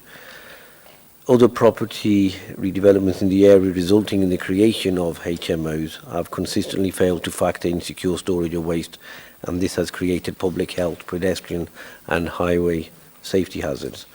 Finally, the increase of residents is likely to have a significant effect on demand for off-site car parking. The nearest street for this is Trowles Lane, which is subject to a residents-only parking scheme introduced some years ago to alleviate the problem of Royal Derby Hospital staff using it to park during work. As overnight parking is unrestricted, there's already increased use by residents in the wider area, and those living on the street can find it difficult to park after 8 p.m. The proposed new development will only serve to compound, not diminish this trend. Thank you, Chair. Thank you. Mr. Clark, would you like to come back on any of the points raised? Thank you, Chair. Very briefly, it's a big property, it's a big plot. They're utilising the space very well about that property, within and without it, in a very reasonable manner. You can see on the slide the existing gateway restricts the car that's there. It has to back out into the bus lane. The proposal widens that to allow vehicles to turn within the site. So they've taken on board all of our concerns to get to what I think is a very reasonable proposal. The area marked waste storage there shows 4 bins, but clearly you could accommodate more bins in there if need be. But they've shown what they need to show to meet the demands of the proposal before us. So hence recommending approval, Chair. Thank you. Councillor Harwood. Thank you, Chair. Yeah. Now, these the properties up there, very, very large, very spacious, very, very good properties. And in fact, I can go back to my former life in the removal business when I visited 2 of these properties 40-odd years ago when there were student accommodations with over 20 students in each, one for the male and one for the females, kept them apart. Only about 6 houses in between, but nevertheless they did. So that's how big they are. And I can't see any problem at all with this application whatsoever. So I should be voting for it. So West. Thanks, Chair. I see some serious issues with this application, namely at 5.2 of our paperwork. The 3rd point in particular that talks about bedroom 9 and bedroom 10 not being listed as being sufficient floor area of at least 8 square metres, which a HMO of this type should be. That's Derby City Council standards of amenity. We've had it before at this committee where departments of the council don't talk to each other, don't liaise with each other. I think it's absolutely appalling that 2 potential bedrooms of this development that are considered to not be acceptable size by Derby City Council Housing have come forward to us as planning as being an acceptable application, and I cannot support this and will vote against it. I'm not going to ask Mr. Clark to address that particular issue. Chair, can I try and persuade you? Because 5.2, those are in the initial comments of the Housing Standards team, and then further down they had further comments of clarification following discussions with the applicant. So what we try to do is give you a flavour of the comments we've received. So you've got all their comments there. They started off with concerns, 1, 2 and 3, and then at the end, a large proportion of the rooms and amenities provided will be deemed acceptable and a licence will be highly likely to be granted. So they've had discussions, they understand the method of operation, and whilst planning isn't necessarily concerned with the internal arrangements of the property, to meet the space standards, they don't need planning permission. So we're concerned with, is this 4 double bed property suitable for a 10-bedroomed unit effectively? Thank you, Chair. Can I come back to that, please, Mr. Clark? It says the further comments of clarification say a large proportion of the rooms would be deemed acceptable. 8 out of 10 is a large proportion. It doesn't say that they're happy with any changes to this, and I will not support this application. That's your privilege, Councillor West. Thank you. Councillor Khan and then Councillor Kerr. Yeah, thank you, Chair. I mean, it's noticeable. The last one was a 9-bedroom one. This is a 10-bedroom one. Has 4 ensuite on the ground floor, 2 ensuite on the first floor, and has 2 communal areas. So, we're happy with what here, but, with the previous application, it was deemed communal areas weren't necessary. I mean, this is the type of development that I think we can support because of, it has the facilities. It's not going to affect the neighbours in any way, because if people wanting to smoke, they're not going to stand outside on the pavement or in the back garden. So this is a very good application, and I don't have any problem in saying, yes, it's acceptable. So I think in future, what we should do is, if we're wanting to highlight communal areas in one application, we should be doing it for the others as well, and not just pick and choose which wards to highlight it in, which locations to highlight it in, because I don't think any one of us here would like to see people living in sort of conditions that are not suitable. This meets conditions that are suitable, because out of 10 bedrooms, you've got 6 en suite. So there's only 2 that, bathrooms that 4 people are sharing, which is acceptable, but not 2 bathrooms that 9 people were sharing previously. So I think this type of application is welcome, but I would emphasize that in future, the very points that we are selling this application on should be made for others as well, and not just pick and choose which ones we want to, highlight as having been very suitable and which ones are just suitable. As I said, it's a nice application. I don't have any problem supporting it, but what I do have problem is sometimes the double standards that we practice. Thank you, Councillor Khan. I think it's perhaps something we can address on our training day. Particularly, I think we need to talk about HIMOs. With a bit of luck by then, we'll have had some of the appeal decisions, so there will be certainly something to talk about. Councillor Kerr. I think you're right, Chair. I think to have some greater understanding of the different standards for HIMOs would be useful to us. The 2 things I was going to ask about. One is we've got the bin store, which is great. Can we put an advisory note or something in to talk about recycling and what our standards are for recycling and how to do it? Because it will be of assistance to the council to have people putting the right things in the right bins. And this is the sort of facility that is going to be used by people who come into Derby and are newly here. The second point is regarding the digging out of the additional parking spaces, and there's a useful plan over on the wall, which I don't know if you can put on the screen, which shows the quite steep, oh that's it, thank you very much, it shows really quite steep steps coming up and a very level floor area, ground area to drive in.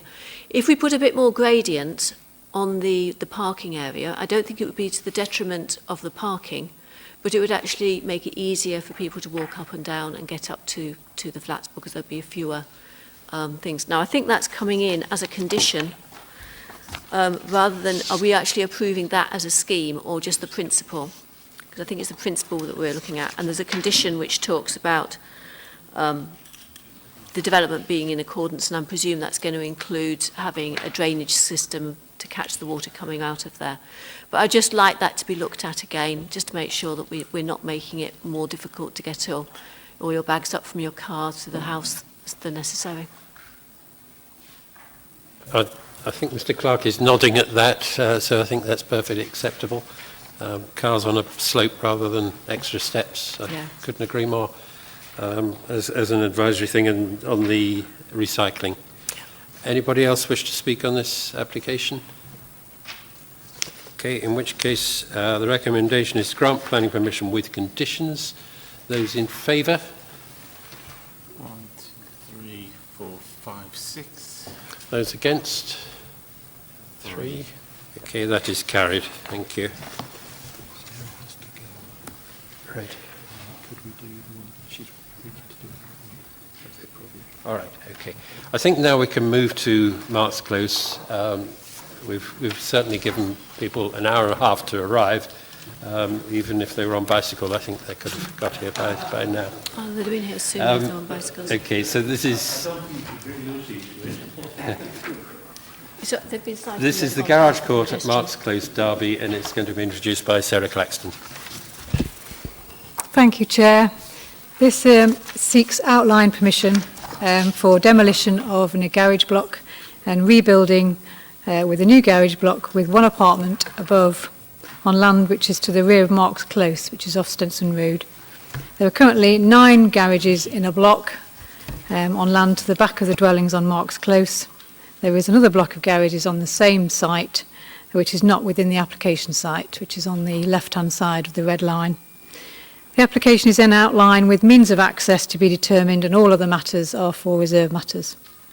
We've had one further objection which has been received to the application, which has been circulated, raising concerns about loss of privacy from the apartment to a neighbouring property. The applicant has submitted detailed plans to show layout and siting of a proposed development, although these are indicative and not for determination under this application, but they do give an idea of how a scheme of one apartment above garages could be developed. The agent has submitted revised layout plans during the course of the application to show a small chamfer off the northern corner of the building, which is intended to improve access for the dwelling at 358 Stenson Road, which is accessed off this garage site. These plans are also illustrative and for information only. The previous outline application, which we dealt with in 2017, was for a similar form of development, which was refused for 2 apartments over the garages due to concerns that this would be over-intensive and have an adverse effect on the amenities of neighbouring properties. It is felt that the site can accommodate 1 apartment above a garage block, which has a lesser impact on nearby residents, subject to appropriate design and form being agreed through reserve matters. Objections have been received to the application from local residents and ward members, raising concerns primarily about access and servicing and loss of amenity. Means of access to be determined would use the existing access off Mark's Close. This access already served the garage blocks and 358 Stenson Road, which is to the rear of the site. Highways officers raised no objections in principle to the use of the access for 1 additional apartment, and parking and turning provision would be reserved matters, although we are satisfied that there is sufficient space in the site to accommodate both turning and parking for a single apartment. Layout and design are reserved matters, although they're for the provision of a 1 first floor flat. We are satisfied that this could be accommodated within the site without any significant harm to the privacy or amenity of neighbouring residents. For these reasons, we feel the previous refusal reason has been overcome, and we're recommending approval for the outline. Thank you. Councillor Skelton, would you like to come and address us?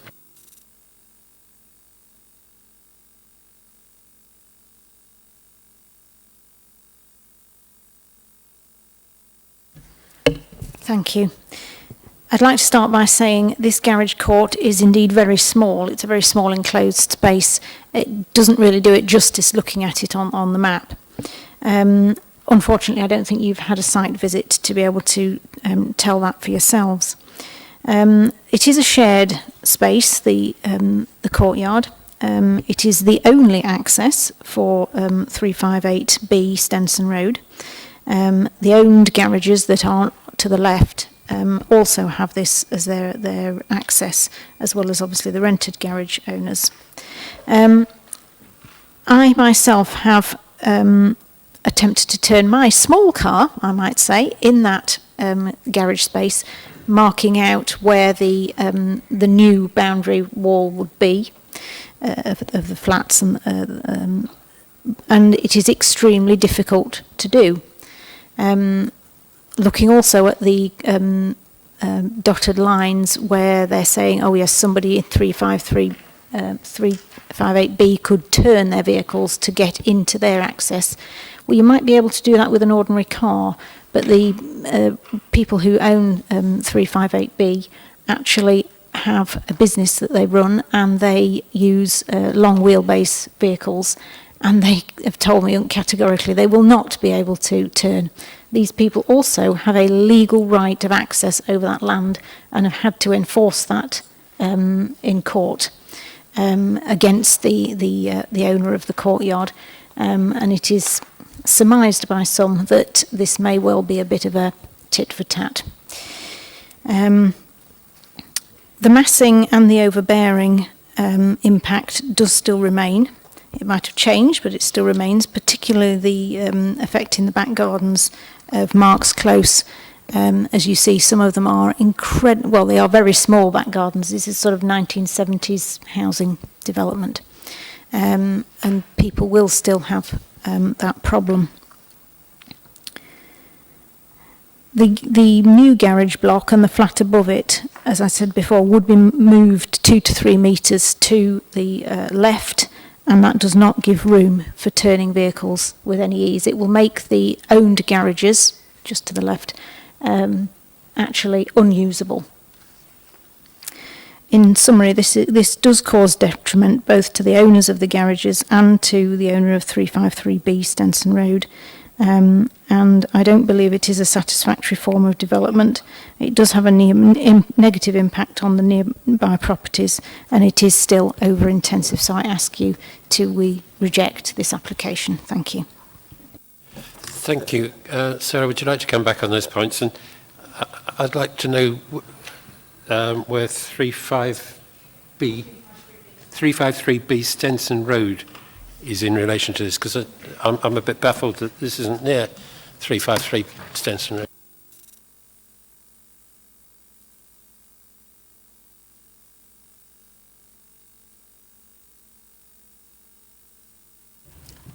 Right, just for clarity as to where the site relates to the neighbours. This is 358 Stenson Road, and they use the access. So there's a little access at the back of the garage that goes directly into their property, and I visited the site today, and it is their only access off Marks Close. These properties on Marks Close are very small. There's dormer bungalows. These properties are bungalows, and there's a garage block which is not in the application site, but is part of the same garage court. Let's see a street view. So that's the access to the back, to the site. So, I mean, one thing I would point out, I mean, obviously concerns have been raised about massing, overbearing, an impact on the access to the neighbouring property, is that whilst they have submitted plans to show how it could be developed, they are all indicative, and all we're determining at this stage is access, and it's the principle of whether one first floor apartment and a new garage block could be accommodated in that position, and we are satisfied that is the case, so they were not approving that plan tonight.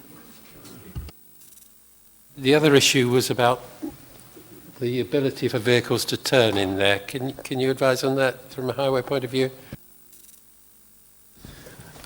Yeah, I mean, it's obviously difficult from that block plan to take measurements off it and provide exact advice, but in very basic terms, there needs to be 6 metres between the front of that garage and the distance in front of it for a vehicle to be able to gain access to that garage and turn in there. So, providing that they can give you 6 metres, then you should be able to do that in a car.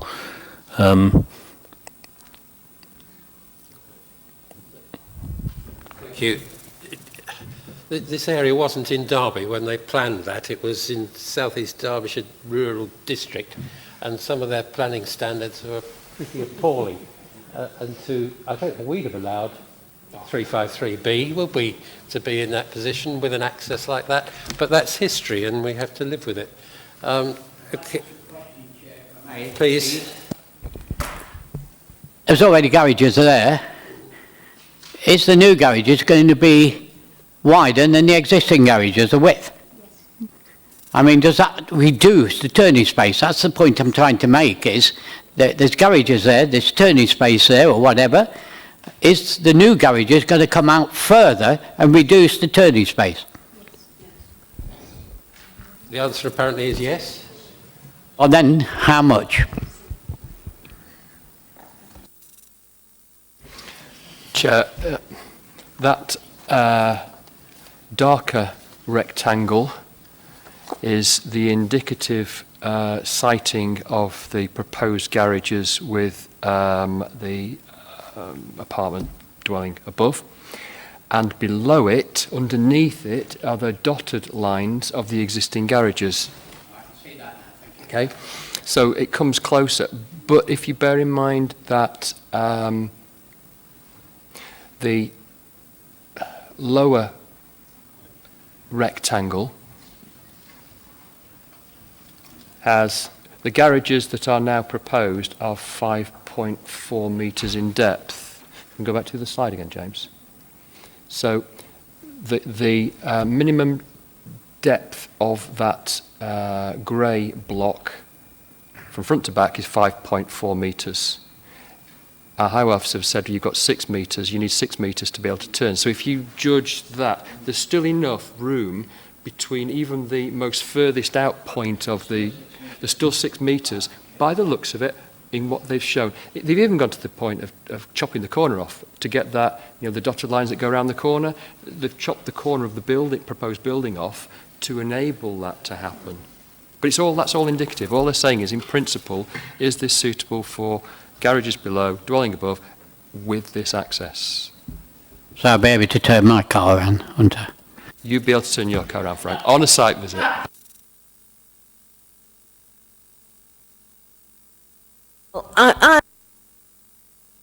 Right. Are we saying then that when the owners come in, that they have to park in the garages? They can't park outside the garages, they've got to go into the garage, under the flat. So is there enough room for someone to open car doors, empty a boot, and take it upstairs to the flat? Or have they got to do that before they park it, they put it under the garage? Because some garages are so small you can't open the doors.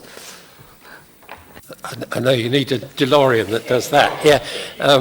Can you advise on? All I can say is we're not at that level of detail. I mean, this is an indicative plan, which does show that you can get a reasonable sized garage with a staircase to go up to the flat above and still have 5 garages in addition.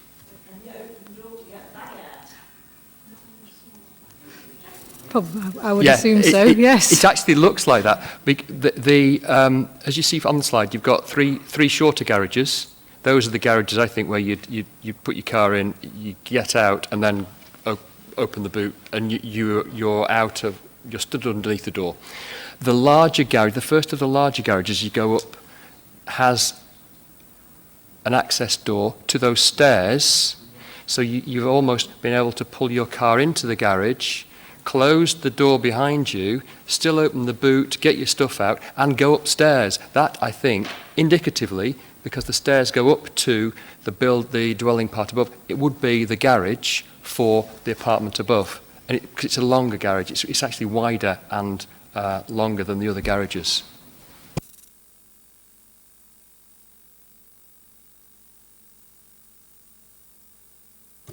Thanks, Chair. Councillor West had indicated she wished to speak before Councillor Froggatt or Councillor Harwood, but you clearly didn't see Councillor West with her. For which I apologise. What I was going to ask was it worth postponing the discussion to have a site visit? Because on paper, this matter looked quite simple, but having seen the plans displayed and had representation from Ward Councillor, it doesn't look like it is at all. I have a great deal of sympathy for that view. I don't feel comfortable with this application, even though it's an outline one.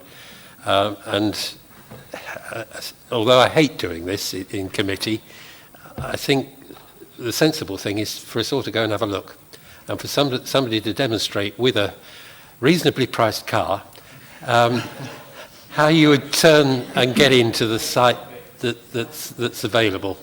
I think that would be the most useful thing we could do, but if you're proposing it, I'll second it and we'll put that to the vote. Those in favour of a site visit?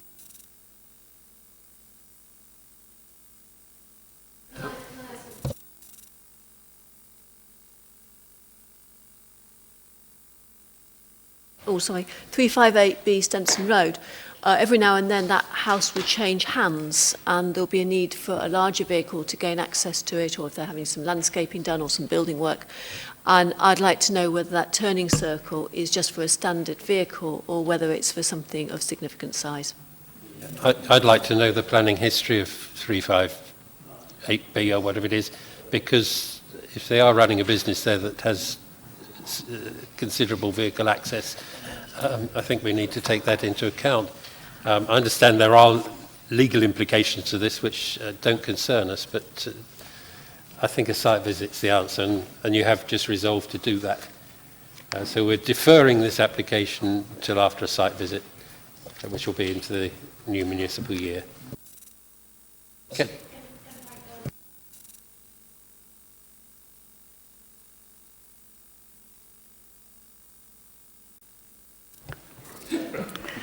I'm speechless. Chair, look, the committee have deemed to have a site visit, okay. I've been on site visits. We've got very few of the committee there. Can I ask those people on the committee that have wanted a site visit, please come on the site visit? We did miss you at the last one. It's all right. I'm glad you missed me because it's the first one I've missed in 11 years. I know, and you had very good reasons for not being there. Thanks for that. Can we move then to the Babington Lane one, and I'll ask Councillor Potter to take the chair.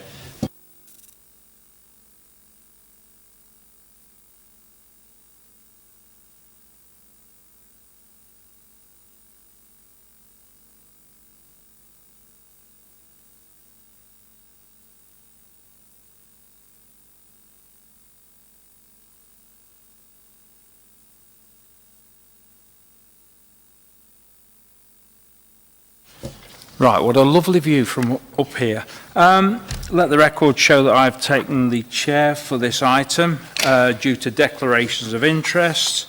The item is 46 Babington Lane, change of use from retail, use class A1 to office, use class B1. And Julia, you're going to introduce this, I believe. Thank you, Chair. The application relates to a change of use of an empty A1 retail unit at 46 Babington Lane to a B1 office. The applicant is Disability Direct. It's just been brought before you because Councillor Raju is the CEO of Disability Direct and Councillors Wood and Smale are trustees. No objections have been received. There are no objections to the use in principle in terms of planning policy, and the recommendation is to grant planning permission subject to conditions. I've just got one update on this. The applicant has inadvertently highlighted the incorrect property on the site location plan. We've just received an updated plan, so we are currently reconsulting on the application for a further 21 days. So the recommendation will be amended slightly. We are seeking delegated authority for officers to issue a decision following expiry of the new consultation period if no objections have been received at the end of this period. So thank you, Chair. I take it that if it wasn't for the declarations of interest, this would have been delegated powers anyway. Has anybody got any comments? Councillor Kerr. Thank you. I was just going to ask how long, presumably the property is empty at the moment, and I was wondering how long it had been empty and how many other vacant properties there are in that row. It is empty, and it looks to me, I haven't got an exact date, but it does look like it's been empty for some time. There are some other vacant units. I can't tell you exactly how many. We've got the street view. So the unit in question is the former shoe shop with the to let sign on it. So it's clearly empty and it looks like it has been for some time. So it will bring that vacant unit back into a viable use. Any other comments or questions? Shall we move to the vote? Oh, Councillor Rawson. Just very quickly, really, it's we've had these issues with retail conversions before, and we've had discussions about the changes on the high street and all the rest of it. So I just welcome when we do get an application to bring an empty unit back into use, and it seems a really good use of that particular unit, and I think we need to be flexible and adapt with the world as it's changing, Chair. Thank you. Thank you, everybody. Shall we move to the vote on the amended recommendation by Julia? Show of hands, please. Those for? Unanimous, Chair. Thank you.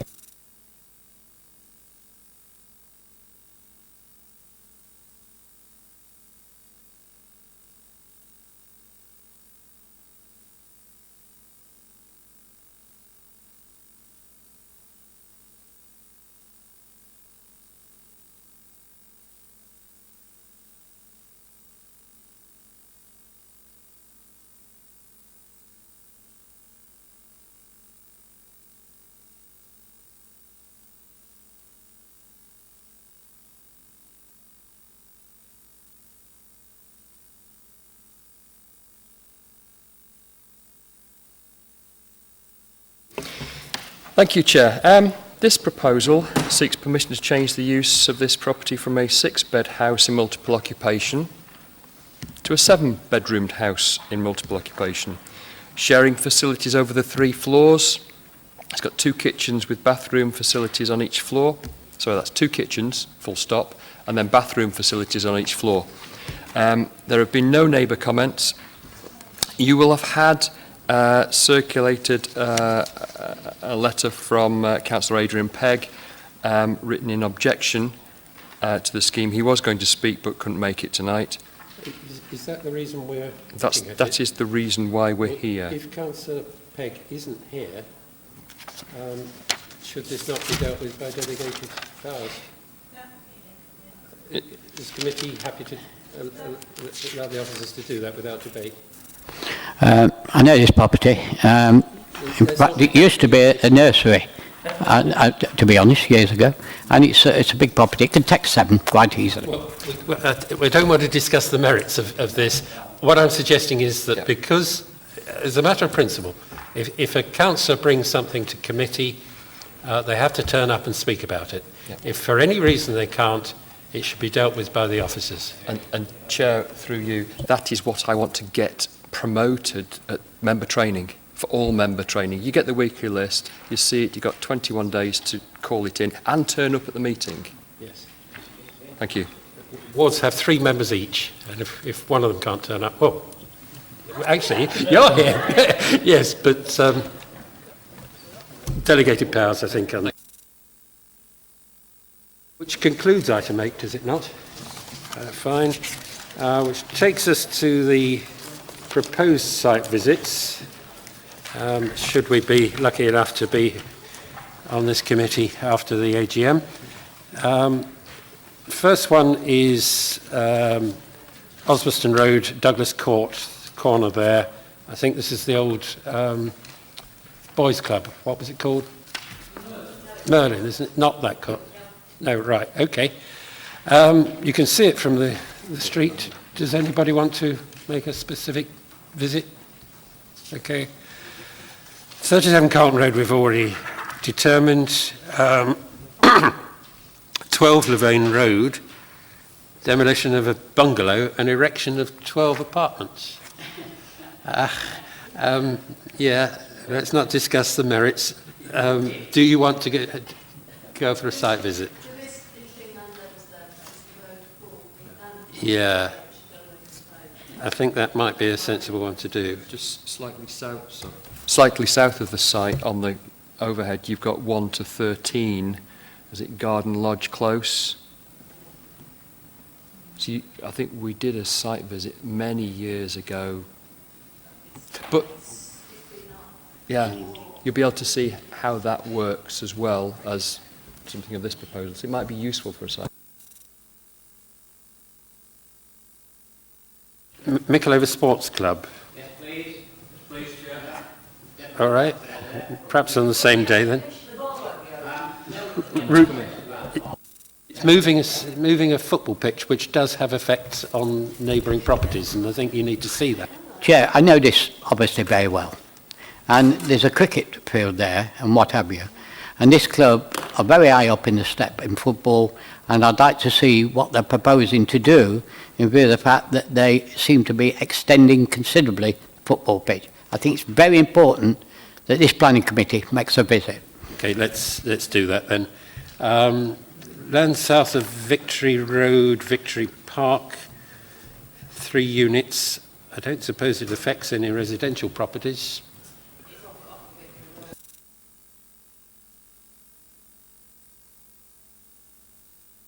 The next one is a variation of condition. Yeah, I looked it up and it didn't seem to me much point in visiting. Okay. The next one I think we've done, haven't we? Isn't this the police station at Ascot Drive? It is, isn't it? Dunstall Park Road. It's next to it. It's the next bit over, you're right. It's the industrial development next door. Yeah, I can't see there's going to be any objections to it. There's not much point in going unless anybody particularly wants to go. Yeah. All right. So, Louvain Road then and Micklover Sports Club. Just one over the page. Oh, right. Yeah. Okay. Well, you know where that is, Cathedral Road, and it's again a variation of condition. I looked it up. It's about air conditioning units on the roof and putting a gym on the ground floor. I can't see that a visit will make any odds. The main decision on that was made a year or two ago. Okay. So, Louvain Road and Micklover Sports Club. I suggest after the AGM when we know who's going to be on the committee, and I also suggest that they're done on the same day. All right. And of course St Mark's Close. Could we do that in the same day? It's not... Yeah. We need Franks for St Mark's Close.